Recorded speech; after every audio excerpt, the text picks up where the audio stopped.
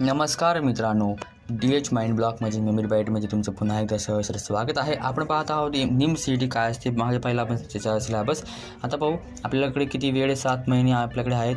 त्याच्यापैकी आपण सुरुवातीला मॅथ करणार आहोत. मॅथला चांगला फोकस करणार आहोत. त्याच्यापैकी आपल्याला जे 9वी आणि 10वी आणि 11वी NCERT यांची आपण पहिले रिवाईज करून घेऊ आणि त्याला शिकून घेऊ, चांगलं समजून घेऊ. कारण आपल्याला बेसिक पक्कं करायचं आहे. बेसिक जर पक्कं राहणार नाही तर आपण मोठे मोठे ॲडव्हान्स सोल्युशन, ॲडव्हान्स क्वेश्चन आपण सॉल्व करू शकणार नाहीत. नंतर हे झाल्यानंतर आपण काय करणार आहोत, अल्जेब्रा आणि स्टॅटिस्टिक्स, नंतर 2D, मग ट्रिग्नोमेट्री, मग कॅल्क्युलस असं आपण सॉल्व करणार आहोत.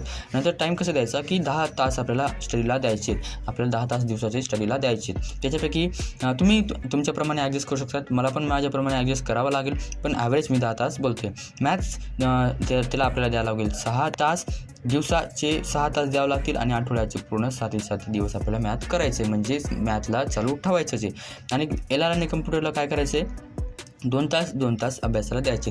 आठवड्याचे 3 दिवस, कोणते पण लगातार 3 दिवस द्यायचे. नंतर आपल्याला बघा शीट्स एक सॉल्व करायच्या. 0 लेवल शीट्स म्हणजे एकदम बेसिकपासून आपल्याला सॉल्व करायचे, प्रॅक्टिस करायची त्याचीवाली. नंतर PYQs बघायचे आपल्याला. PYQs मी तुम्हाला आधीप्रमाणे सांगितलं. नंतर लेक्चर्स करायचे आहेत NIM CETचे. हे झाल्यानंतर आपल्याला लेक्चर्स करायचे CETचे. नंतर टेस्ट सिरीज आपल्याला जॉईन करावं लागेल, ते आपण पुढे बघू. आपल्याला सुरुवातीला हा टार्गेट आपला मेन महत्त्वाचा. नंतर हे आपलं कन्सिस्टन्सी पाहिजे, आपली जी प्रोग्रेस आहे ती आपण प्रोग्रेस करायला पाहिजे. हे आपण नंतर बघू. सुरुवातीला आपल्याला हा पॉईंट महत्त्वाचा 9वी, 10वी, 11वी हे आपल्याला कंप्लीट करायचं आहे. आणि ते मी तुम्हाला सांगेल की आपलं किती दिवसाचा आपला टार्गेट राहील. आणि तुम्ही पण माझ्यासोबत करा, जेणेकरून तुमचं पण एक कन्सिस्टन्सी किंवा आपण म्हणू शकतो की एक कॉम्पिटिशन म्हणून आपण करू शकतो.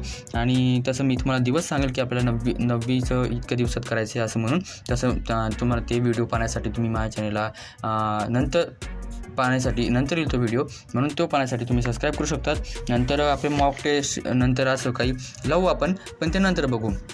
स्ट्रॅटेजीज काय त्याच्या की हे आपण नंतर बघू. पण आपल्याला काय आहे की आपल्याकडे दिवस कमी असल्यामुळे आपल्याला काय करावं लागेल, फास्ट लर्निंग करावं लागेल. जे मेन टॉपिक आहेत ते करावं लागतील, प्रॅक्टिस करावं लागेल, रिव्हिजन करावं लागेल, टेस्ट सिरीज लावावी लागेल. आणि मी सांगितल्याप्रमाणे PYQs 18 इयर्स सॉल्व पेपर नावाची PYQ जी ह्याचीवाली MPTS गुरुकुलची, ती आपण बघू. ती आपल्याला कुठून मिळेल तर, आणि तुम्हाला पण मी तशी सांगेल, ती पण तुम्ही डायरेक्ट घेऊ शकतात. आणि फर्स्ट आपला प्रायमरी टास्क आहे की 9वी, 10वी, 11वी, 12वी ते मॅथ आपल्याला कव्हर करायचे. ते मी तुम्हाला पुढे सांगेल. आणि ते पाहण्यासाठी माझ्या चॅनलला सबस्क्राईब करा. आणि इथं आपण थांबू. धन्यवाद.